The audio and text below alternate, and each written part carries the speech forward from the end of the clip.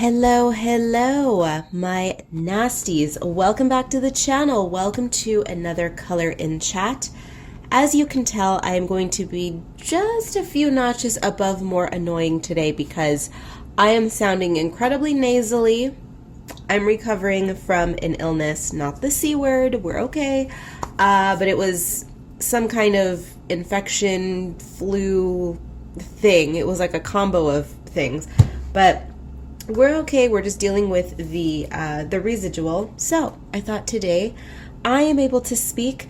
I am finally feeling like myself, more or less. So let us go ahead and work on a color in chat. Now, I have come up.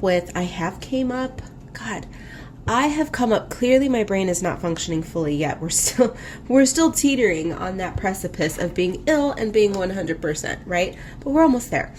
But I came up with the idea to do something that I've never done on my channel before. And this came about because I recently mentioned, I mention it ad nauseum in my videos, that I have a few colors that I never use. I never use neutrals and I don't use blues, just because neutrals don't speak to me necessarily, and blues just not my favorite color. But when I said that, I noticed that beneath the videos, whenever I mention that, I receive a slew of comments of people just being so mean and hateful towards colors that they don't like. And I think, I know colors are not people, but people are like, oh, I hate the color blue. I hate blah, blah, blah. And I'm just like, oh my God, relax.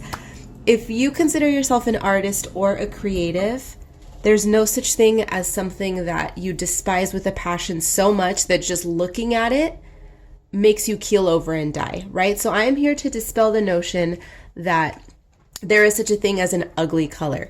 So thank you to everyone who inadvertently inspired this little series. What I am going to be doing is I'm going to be going through the basic spectrum of the rainbow from red all the way to purple, and I'm going to be dedicating pages to that color. So monochromatic pages in red, in orange, in yellow, green, blue, purple. And the purpose of that is to maybe inspire people who have aversions to certain colors to exercise that muscle in their brain to be creative. Because what people don't understand is when they have an aversion to a color, for instance, but if they never touch it, that is just a weird kind of immature way of thinking about creativity. And what I mean by that is that you're not an immature child. That's not what I'm saying. But what I mean by that is that if you purposely place hindrances on your creativity, you are not allowing your creative muscles to fully form and mature. That is what I mean by immaturity. Even myself, I dislike neutrals, but I force myself to use them every now and then in very, very subtle ways. The color blue, my least favorite color, and yet I still find myself using it, not frequently, but I do, right? Even though it's my least favorite. And so hopefully this little coloring challenge will encourage you all to do the same. So feel free to join in if you'd like. I have not created any sort of hashtag or anything to that effect, but if you do join in on this little, it's not really a challenge per se, but if that's what we'll call it, this little exercise is more appropriate, then feel free to tag me and take a picture, tag me on social media so I can take a peek. So today we are going to be starting with, of course, the color red. We are simply going in order. We don't want to overcomplicate anything. So I have already pulled out 3 markers, and in the spirit of finishing up markers that I dislike, I'm going to be using my Chalky Crown markers. This is a marker set that I was sent in PR. It's a garbage set of markers. I hate it. I don't recommend it. So I will not be linking these markers down below. I will be linking instead either the Prismacolors or the Ohuhus. But that's what I'm using today, and please don't purchase those because they're absolute crap. We are going to be coloring in my Spooklettes Volume 1. I've already pre-selected the page. Oh, why is my teacup sticking? Excuse me. I tried to put just a little tiny bit of honey in my tea today, I'm not a fan of putting honey in my tea apparently, and now it's making my dishware all sticky. But we are fueled up with green tea today, water, and orange juice. I'm telling you, triple fisting today. So Spooklettes Volume 1 is going to be the book, and the page that I was in the mood to color today was this one. We're just going to keep it simple, nothing crazy. As you can see, I selected a page that didn't have a whole lot going on in the background, although I will be adding a background. I'm not sure what I'm going to be doing in the background, but it will be something. I think I just answered my own question. It is going to be an arch. So let's go like, we'll do a little something like,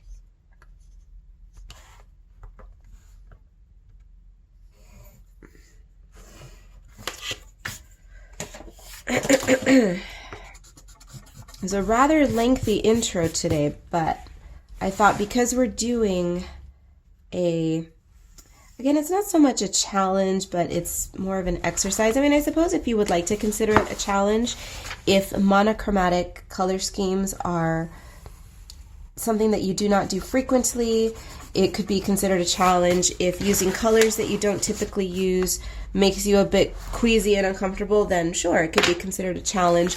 I recently, actually, right now that I'm getting ready to color, I recall recently having done a monochromatic page because who voted on it? My Patreon patrons voted on the book and my YouTube subscribers voted on the challenge. I did a monochrome red, but I introduced pinks and golds into it.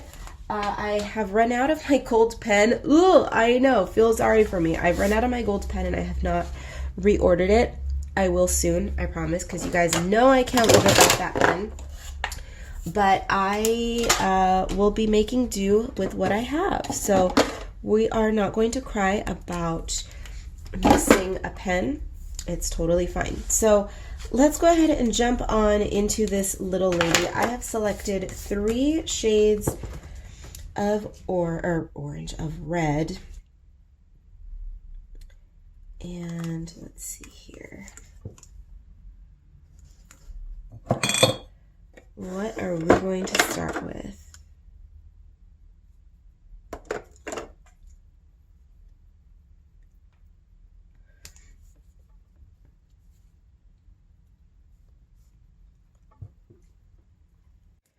Let's just go ahead and dive in with the red. Ugh, and already you can see why I hate these markers. Do you see the quality of the marker itself? It's trash. Alcohol markers are alcohol markers. They are all going to perform similarly. The differences are in the component, the quality of the felt, the quality of the barrel, the quality of just everything else but the ink. The ink does matter, of course, as well, but generally speaking, alcohol markers are all going to work very similarly. So let this also be an exercise in use whatever it is that you have available. Nothing irritates me more than, well, there are 2 things that irritate me when it comes to coloring. And people can do whatever the hell they want. It's fine. But when I see these comments beneath my videos, when people, I can't color because I can only afford crappy supplies. That's my pet peeve number 1. And number 2 is when people try to say, oh no, that paper doesn't take watercolor, or it doesn't take acrylic or any other kind of media except for colored pencils, so you can't use anything except for markers and colored pencils in those books. I absolutely, with every fiber of my being, hate when people poo-poo crappy art supplies and when they tell people what they can and cannot do according to the paper stock. Constantly preach about teasing magic out of mediocrity, and what I mean by that is utilizing your skill and your cleverness to make shit art supplies, low quality art supplies, look great, because it's possible. I do it. And I also hate when other people set limits on others by saying, oh, you know, I failed at this on that particular kind of paper, ergo, you shouldn't try it because you're going to fail too. I hate that. I hate that. So don't be that person. Don't be timid because you cannot afford quality supplies. You can use crap supplies. Case in point, I'm doing it today. And if you are too timid to try something, don't ask someone else for advice. Just do what you're going to do. Just do what you're going to do. Do what you feel like doing, because their advice may lead you to not experiment. And experimentation is crucial. If I would have taken advice from everybody in my life, you know what I would be doing right now? Would I be more secure in my life? Yes. In terms of financial security, yes. But what would I be doing right now? I would be working somewhere with my soul crushed, taking orders from someone. I would be staring out the window, wishing for better days, wishing for myself to be able to clock out and go home. And I would likely be either unhappily married or thrice divorced with about 1 million kids. Okay? So do what's right for you, not what other people think is right for you. As cliche as that sounds, people do need to hear these things from people who they themselves admire and appreciate. So just putting it out there if I have anyone out there listening who needs to hear it. The life that's right for you may not be the easiest. Trust me, I am Exhibit A on that one. But if that's what's right for you, that's what's right for you.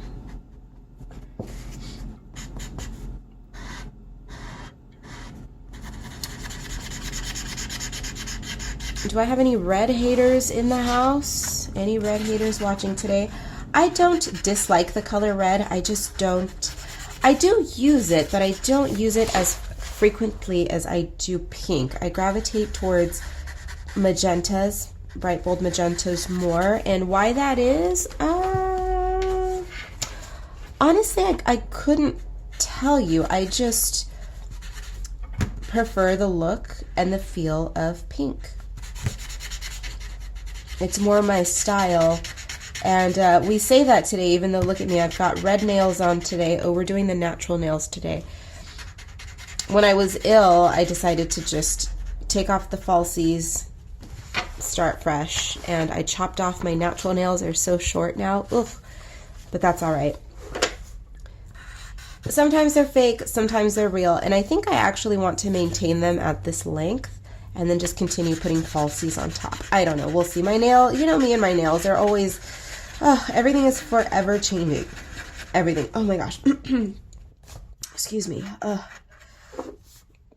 If I sound miserable, I promise you, I sound miserable than I feel today. And that's just because I'm recovering, and I'm almost completely recovered, but now I'm dealing with the residual, the congestion.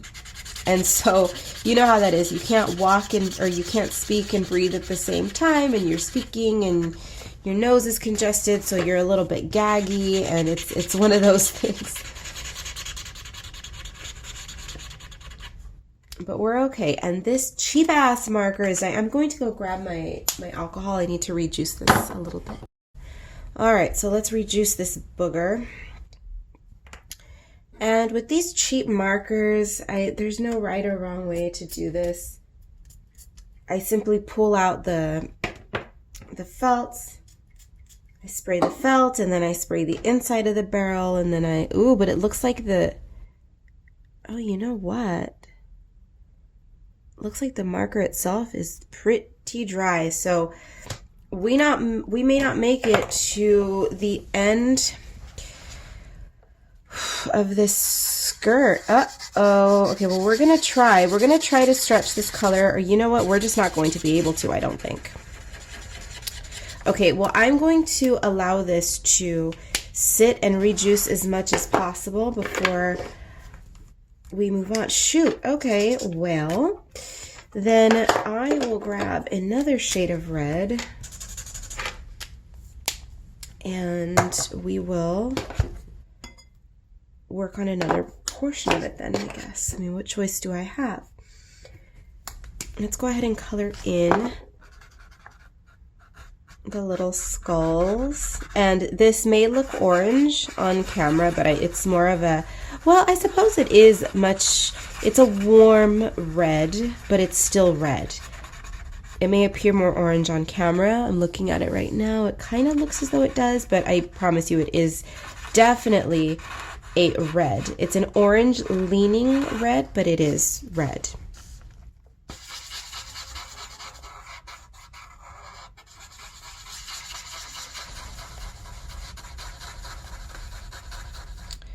What a shame about this red, because I did like that, although it's now looking a bit pink now that it's starting to dry up. So I don't have any particular rules that I'm trying to follow with this. It's simply pull out a few colors in that same color family. So pull out several oranges, pull out several yellows, and then just color. I'm not sticking to one pen, although we could have done that just to make things more difficult, but I thought it would be more fun to pull out several tones from the same color family. Are you dying too? Oh my god. I mean, good, because I can't stand these markers. They are absolute crap. I've told you many times before, they are the absolute worst markers I've ever used. But I don't like to waste because they function. Do they function well? No, but they do work, so.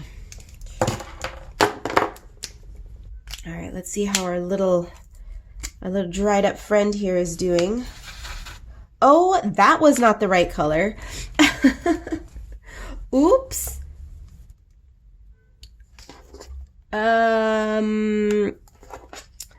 That was boo-boo.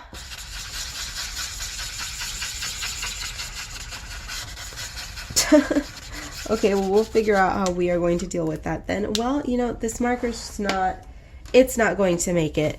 So that's quite clear at this point.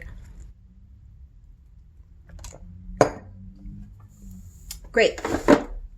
Already dealing with issues, but that's okay. Mitigating unexpected problems is part of the fun. So let's see here. Do I have something similar in another? I'm going to go grab another set of markers. Well, what a damn shame that is, because I really like this color. And unfortunately, I truly do not have anything that is remotely similar to it.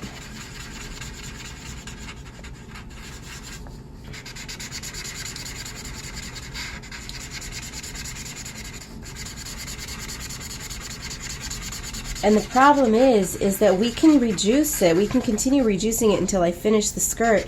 But the problem is that it's running low on pigment. Reducing markers only works if there's a lot of pigment left in the felt. The felt is the reservoir of the color, right? And we are running very, very low here, so she's not gonna make it. She's just not gonna make it. I can try to force it a bit more by putting more alcohol in it, but it's just going to look duller as we go on. So what I'm going to do is go ahead and do my best to blend something else on top of it.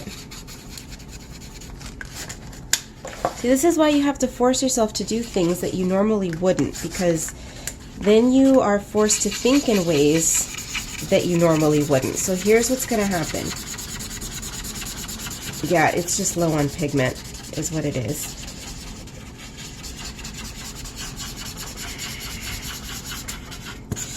All right, so we are going to give her some sort of a ombre situation with her skirt. It will start darker and then it will blend up lighter. So I'm going to give this marker one more juice. Oh yeah, it is, it's just not gonna make it. That is very clear. Okay. So let it sit, and then let's see what we have here. All right.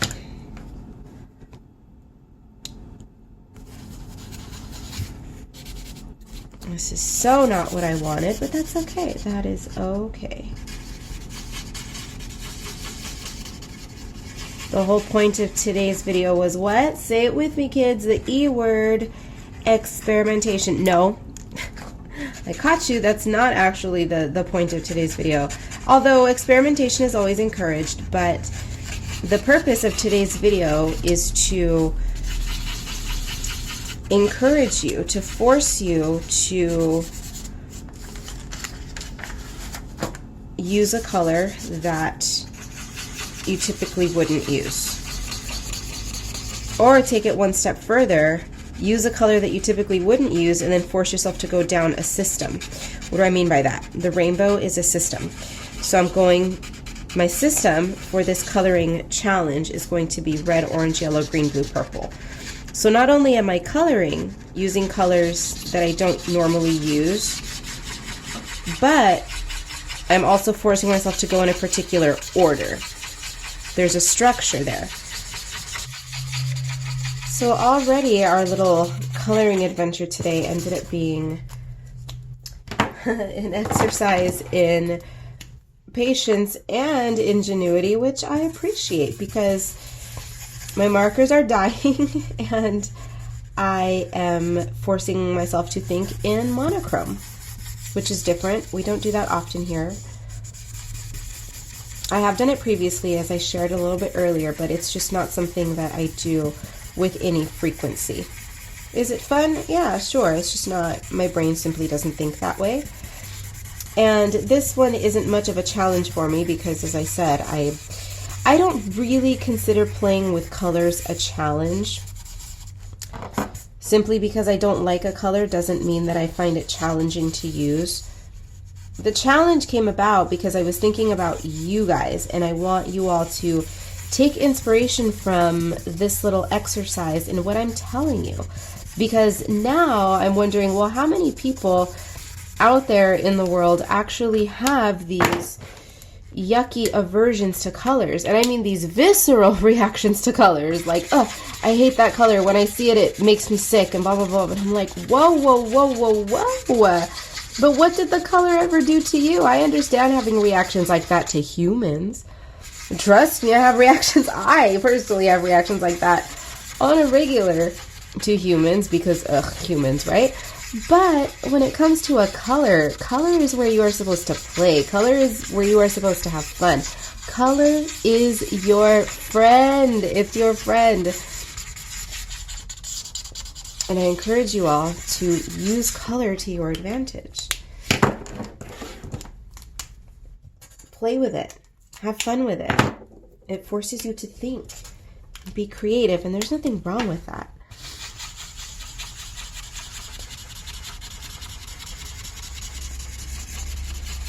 There's no such thing as a quote-unquote ugly color. Oh, that hurt my heart when I read that. I'm like, who thinks a color is ugly? Come on.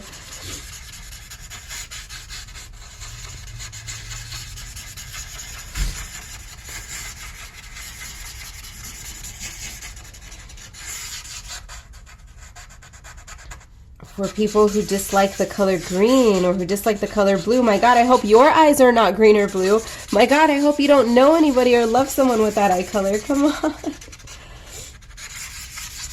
But enough about the color haters. I'm here hopefully trying to convert the color haters today.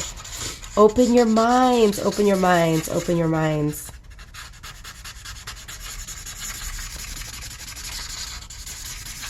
I suppose it comes from not only my being a staunch creative, but also my constantly consistently being the outsider everywhere where people either love me or hate me, right? So I'm on the side of the colors who are hated. It's like, come on, don't hate us. We're a little bit weird. You may not like us all that much, but we're cool. All right? Just relax.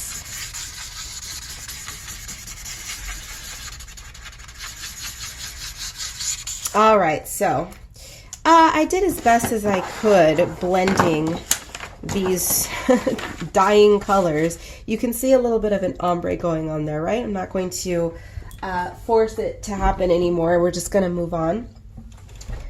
So again, for people who say you cannot blend markers on porous paper like this, blah, blah, blah, that is some bullshit. That's because you have not honed your technique and you have not figured out how to do it yet. It's all about trial and error. People try something 1 time, 2 times, 3 times, they fail at it, they never try it again. No, bitch, you gotta try until you are bloodied and bruised and then figure out if it's worth the effort. Because it may take you a long time to figure something out, but when it clicks, and it will be worth the effort at that point. My God, today is just full of disgusting little encouraging tidbits, isn't it? Hey, I'm just being honest with you here. Okay, where is that marker that was dying? Because I want that out of my sight. That one. And you know what I would like? I would like a darker red. Should I impose limitations on this challenge? And what I mean is 3 shades of a particular color. So for instance, if we're doing red, only 3 shades, 3 to 4 shades, so that I don't have a marker or a table full of markers like this, case in point. Although in my defense today, the reason that I used so many is because so many of them were dying. So I did manage to find, ooh, pretty, pretty, pretty. It's a nice deep red.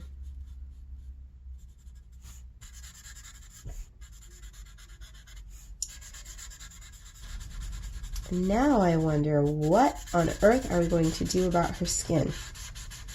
Because it's got to be some shade of red, and a light shade of red doesn't necessarily exist. It would have to be a pink.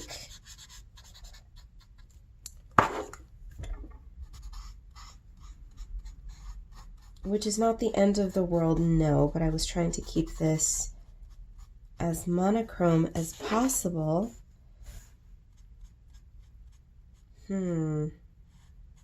A corally red would be acceptable. Oops, I just slipped right on into her neck. Did you see that slip up? Oopsie. That's okay. We appreciate oopsies here.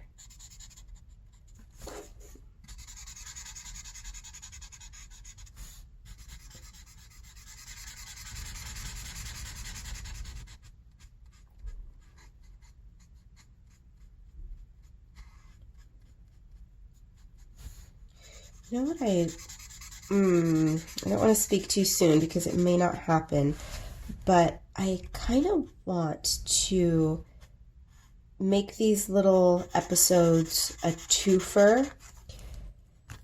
Not necessarily that they're going to be, because typically my color and chats are about an hour to, 45 minutes to an hour is about normal.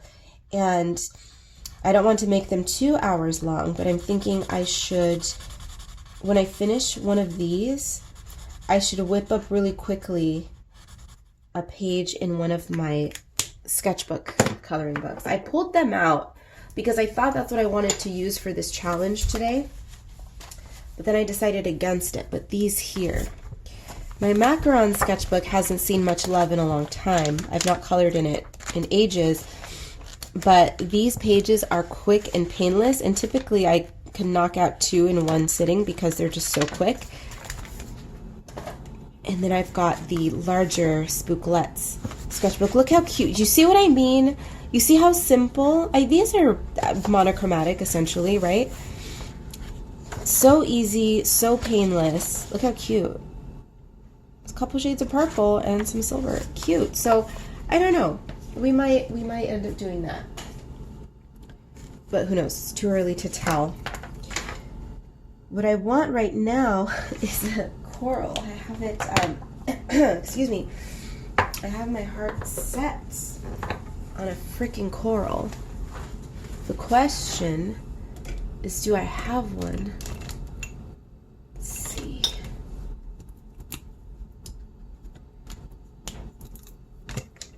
I don't believe that I do, unfortunately.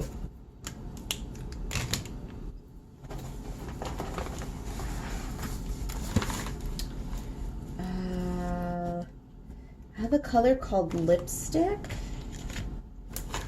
This color is called Carmine Red, but does that not look yellow to you? You know what? I do have those swatched. Don't I? Don't I? I do. The Carmine Red looks quite peachy. That looks red on that paper. I tested that one and it didn't.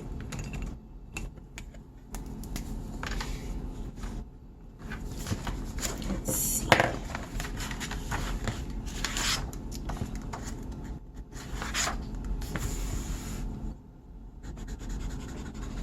No, that looks quite peachy. See, this is why it's important to test your supplies on this paper, because these are the swatch cards that came with the Ohuhu markers, and you can see that the colors they're the same, but still slightly different. Ooh, this one right here that's called Light Prawn. That looks like what we might be looking for. Light Prawn. Light Prawn. Oh, ew.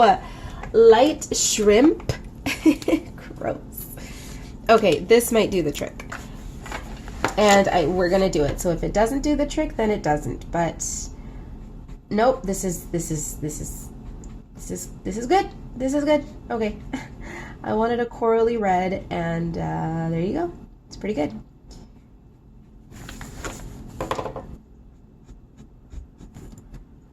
These are, of course, my beloved Ohuhu pastels, which I love. I need to get off my butt and order the new set of the pastels, because the original set is so killer. I've been spending enough time with it. I mean, when did I purchase them? Did I purchase them this year or last year? What is time? I don't remember. I have been playing with these for a sufficient amount of time now that I've determined that, yeah, these frickin' pastels are incredible, and I want more of them. And it's not because I'm a glutton. I want more. I want one of everything. It's because I find that the tones in here are colors that I have frankly been missing my entire life and have always wanted and have never been able to find until now. So now, and yes, these markers could very easily be purchased individually from Copic, a very similar, if not identical tone, but because I don't have the money to buy 50, 60, 70, 80 Copics at a time, it makes more sense practically to purchase the sets of the Ohuhus. So let's see here. That worked out quite well.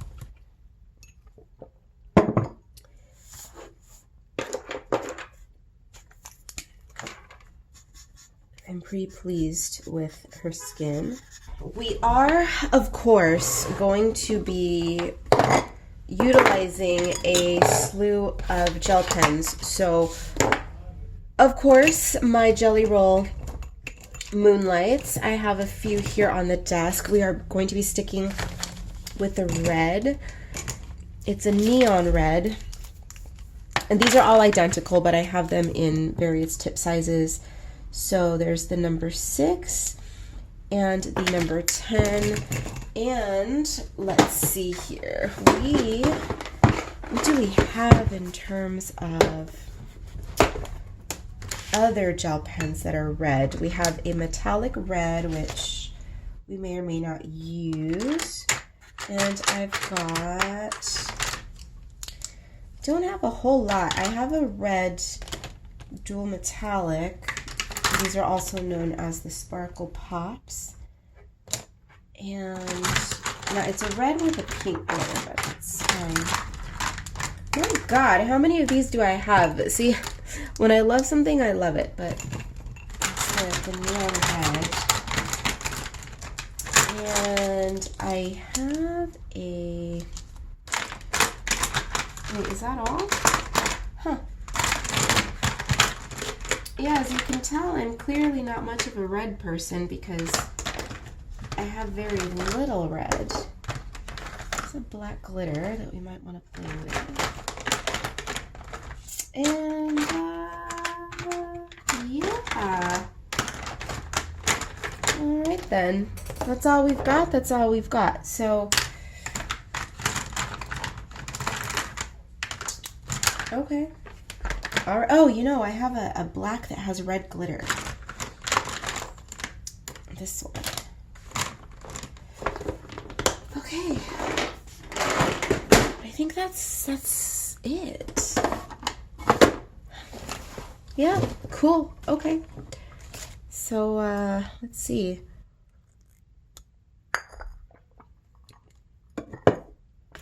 Ooh, damn, that tea got bitter. But I like it. But, ugh. Okay. Tastes like soil. Okay. Moss and soil. That's gotta be what it tastes like. Okay. So let us go in. See, this is where you have to be a little bit careful because since you're doing everything monochrome, you want everything to be able to stand out on its own. So you don't want to overthink it, of course, but at the same time, you don't want to completely destroy it. I mean, if you destroy it, that's totally fine. But I want to, at the end of this exercise, I want to be able to look back and go, look, everything was cute and most of them were a success. And I would like the first one to go off without a hitch, hopefully. So I think what I will do is fill in the background and then we will proceed from there because I don't know what to do with the background. I almost want to do overlapping segments.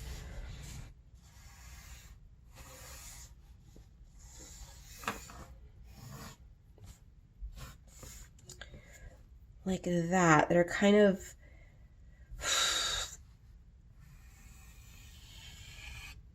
is that too much? That might be a bit much, but you know, in the spirit of playing with monochrome today, I think I can dig that. I think I can. Yeah, we're just gonna. It's my advice for everything. I mean, I'm just gonna put some geometric action back in the back here, like so. And this will allow me an opportunity to incorporate all of the colors that we used in the figure into the background as well.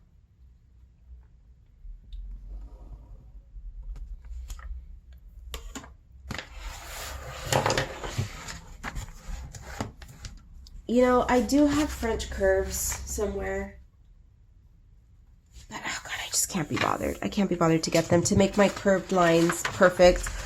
I can't be bothered, you guys. We're just gonna, as I said a moment ago, we're just gonna.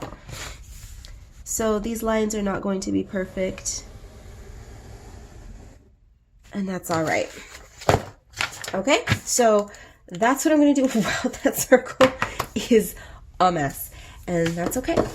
So All of these little segments in the back are going to be colored in one of the shades of red that I have selected. So it's just, again, it's just an exercise in color. And so why not play up the color in the decorative elements in the back? So I'm going to stop talking. I'm going to give my voice a little bit of a break. I'm going to work on the background, possibly the outfit a little bit, and then I will check back in with you guys. We are back. As you can see, I've done quite a bit of work on her, although it didn't take me very long at all.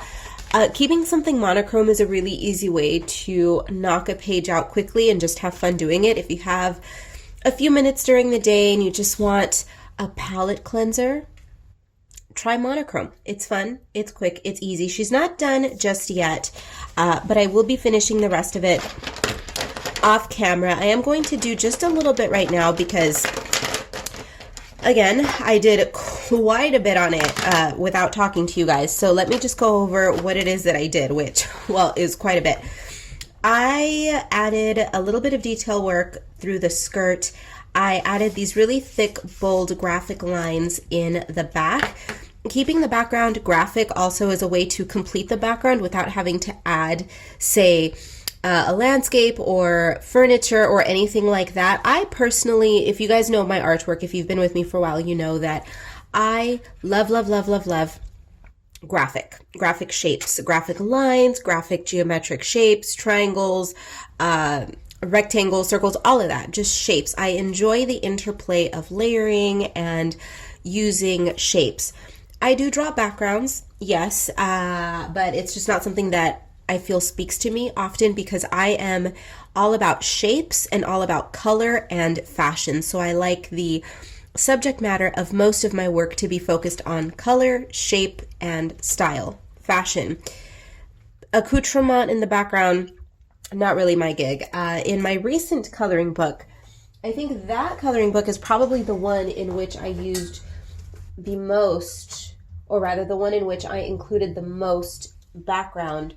Wait, that didn't make sense. My latest book, that's the one in which I added more backgrounds to the pages. There, that got it out.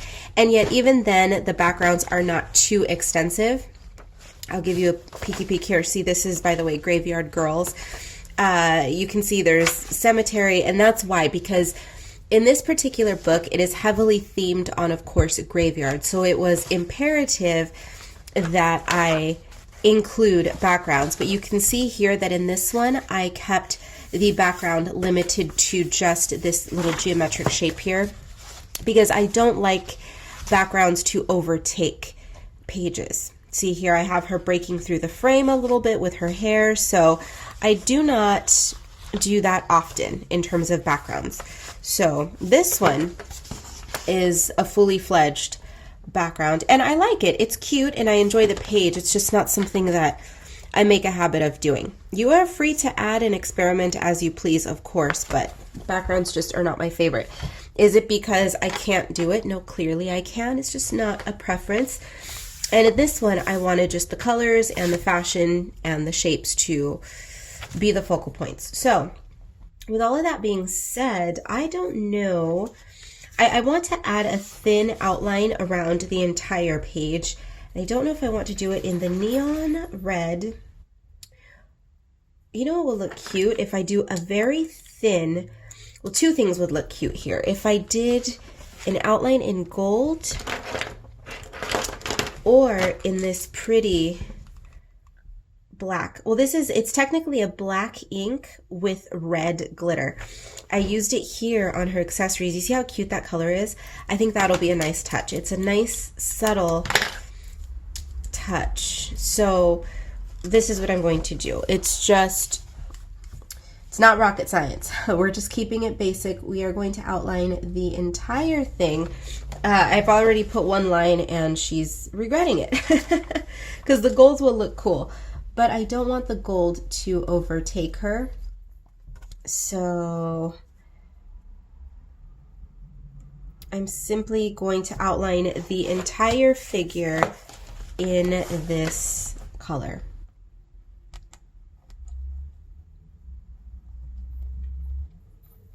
This is was a fun page. It was very painless. I don't hate it yet. I mean, is it one of my favorite pages? No.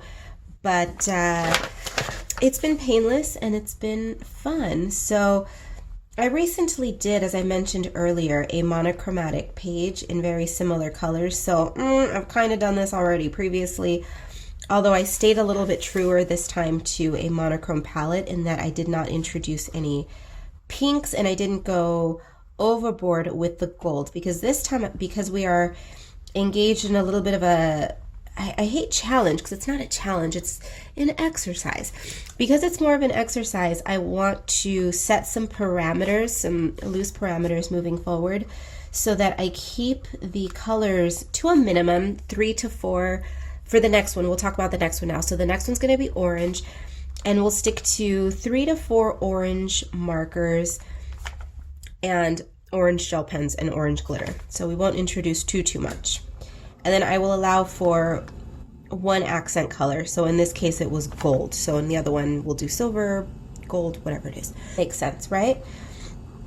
It'll make it easier on me and it will make it easier on you if you are choosing to do the same. And because this was so quick, I think I am going to go ahead and do a second page. 2 pages in one day, oh my God.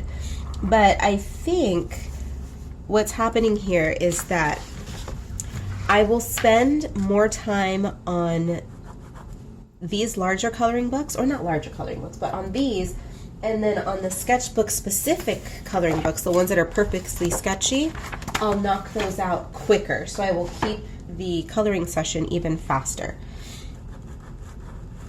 Because I am not one to pour over a coloring pages for hours, days, weeks, months. It's not my jam. I see coloring books very much as sketchbooks. What I don't think I've ever mentioned this to you guys, but what I find is that in my coloring books, because I just treat them as places to experiment in, honestly, kind of like an extension of my sketchbooks in many ways. And what I mean by that is every time I sit down to color a page, I've already done the creative part of it, right? I've already worked on the illustration, created the book, and it's already out there. But I use this as I always say, a literal playground, and I learn a lot coloring in my books. I create new techniques, I come up with new color combinations, and then I take those ideas into finished work. And that's really nice. So my coloring books are just an experiment for me. Just a place to play, very much like a sketchbook. But because I am such a singular animal, I hesitate to use the term self-absorbed because I know that's going to get lost on people, but you know what? I'm just going to say it anyway, and I will explain it. I'll explain what I mean, and if people don't understand it, they can go kick rocks, right? I don't give a damn. I'm not here to please people who don't understand me. I'm here to please those who either maybe don't understand me, but who jive with me anyway, or those who are interested in being inspired and just picking up a few pointers, right? I'm not for everyone. I say that all the time. I'm not everyone's cup of tea. I mean, in this case, not everyone's cup of black coffee, but hey, those of you who get it, and I appreciate it. So yes, I am very self-absorbed, very. And what I mean by that is that because art is what I live and breathe, and now more than ever, this year I've become a fully self-sufficient creative. Whether it's curating fashion or working on illustration and coloring books, this is my entire freaking life now, guys. So time is precious. I don't have time to be entertaining other people's work, and I don't necessarily enjoy being inspired by other artists. What inspires me is fashion, is music. Because I live and breathe illustration, I don't really give a damn what other artists and illustrators are doing. I mean, do I enjoy looking at other people's art? Sure. But that's not where my focus is. Because again, I'm very self-absorbed. And that means that my main goal is to improve and to innovate for myself in terms of my own style. And I don't want to pick up ideas, tidbits, inspiration from other people, because then it's not necessarily authentic to myself. I want whatever I create to be organically made. And I want to be inspired by the things that I'm passionate about that have nothing to do with illustration, or at least they do, but only on the periphery, because with fashion, there's fashion illustration, obviously. So there you go. I hope that makes sense. So yes, I exist in my own bubble for very specific personal reasons, and that's why. If I didn't, I wouldn't be here right now making videos to entertain you, to inspire you, to just keep you company, I mean, whatever it is that you're here for. And I certainly wouldn't be producing work, because I'll tell you, if I spent my time comparing myself to other people and attempting to emulate other people, I wouldn't be here. I wouldn't be here doing this, because I would be stuck in a rut, constantly feeling as though, oh, I'm not good enough, I'm not this, and I'm not that. Do I have my moments where I feel, oh, you know, my work is not popular because I'm not talented? Yeah, I get that all the time, because can I support myself fully on my illustration? No. This is why I have diversified my income. I have my illustration, I have my coloring books, which I mean is illustration, but that is typically another group of people. Not the people who purchase my books and the people who purchase my artwork. There's a lot of intermingling there, but a lot of people support me only through my coloring books. They don't even know that I have other illustration work out there. But I sell now. I've opened a art and fashion boutique, so I have been eyeballs deep in curating vintage clothing. So I sell vintage clothing. I have another brand, which you may or may not be familiar with, Cat Eyes and Cacti, which is a design brand that is based all around. Currently, it's based on Palm Springs, retro modernism, and I have plans for that brand too, but I want to expand it a little bit, but that's not my priority right now. My priority is Coco Naughty, which is my fresh new monster baby. It's all fashion and just art and kitschy fabulousness. Oh, I love it. If you have not checked out my new brand, Coco Naughty, go visit the website so you can see what I'm all about.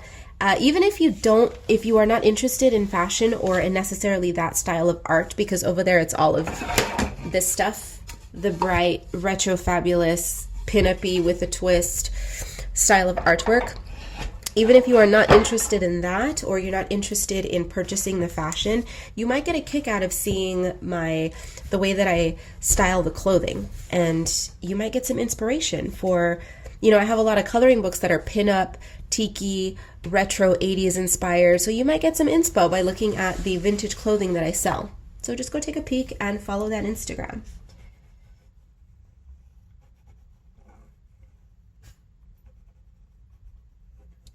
Just a thought.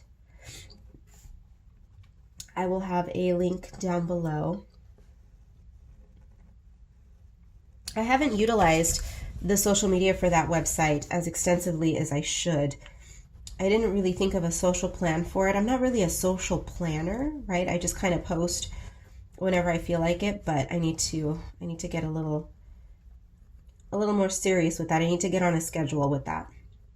Because that's what kills me, is that when I was working for other people, I would be updating their social media, I would be creating graphics and scheduling things and this, that, and the other. But when it comes to my own brand, I'm awful at it. Like, what is that? I don't like other people telling me what to do, but I love telling myself what to do. I love being the boss of me. So, girl, crack that whip, right? Crack that whip. Crack that whip on yourself. Okay, see, it looks cute. It's subtle, but it's there. I almost want to outline her in gold. I think we'll do that because something's still making me want to play with this gold. So the outline around the entire page is that pretty black and red. And then around the figure herself, let's do golds.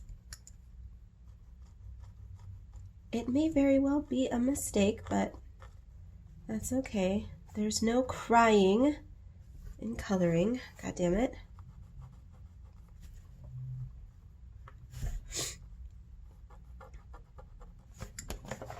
Yeah, it might be a bit much, but that's okay. It might be a bit much, she says.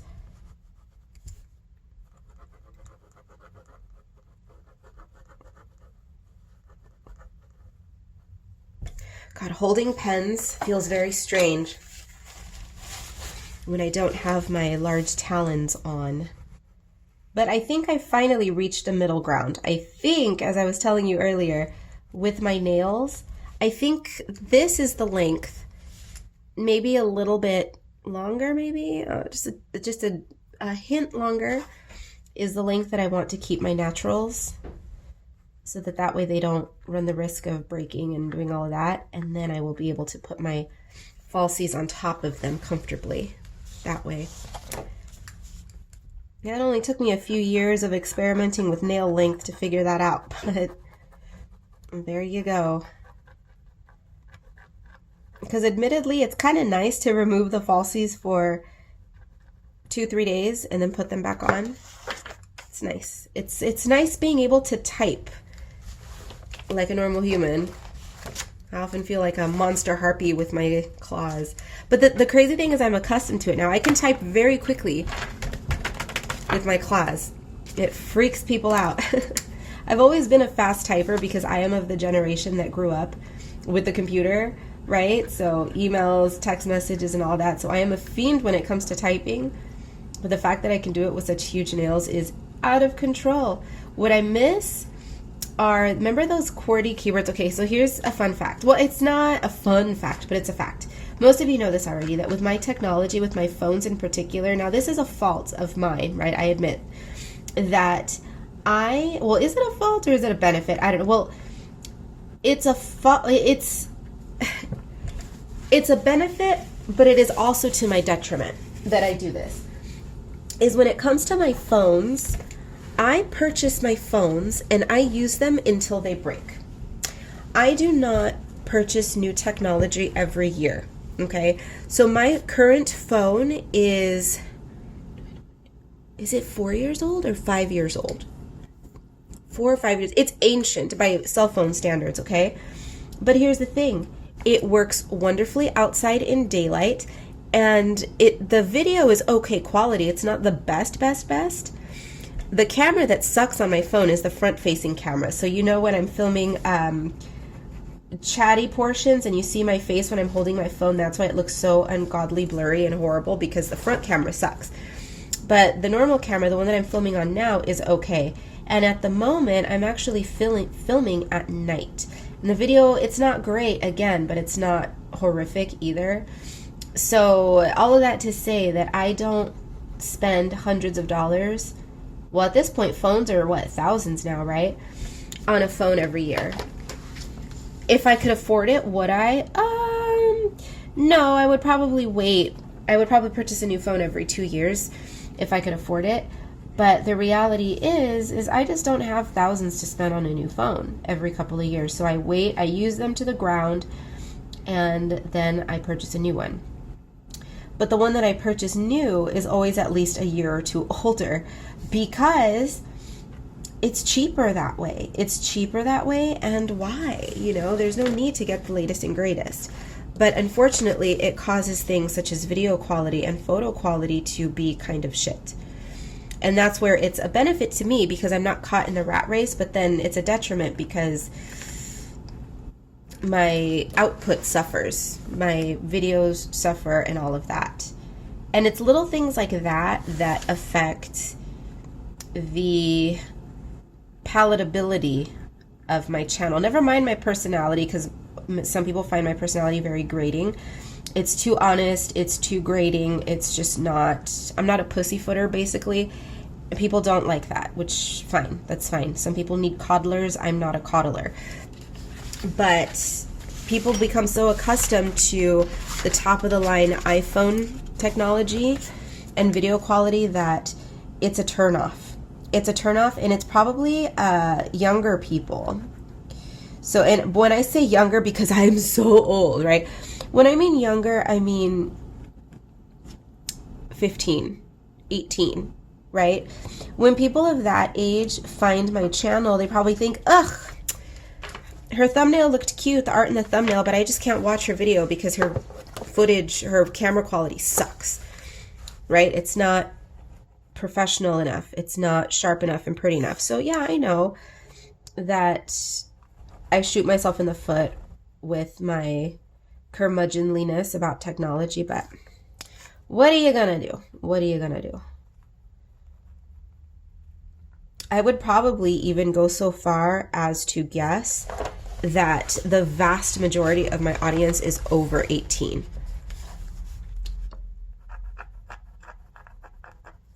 Which is fine. This is not a channel for children anyway, but I say that because when I was a teenager, I loved watching artists and creatives on YouTube. And I was young. I mean, I was 15 years old watching 25, 35, 45, 50-year-olds, right? And I just don't think that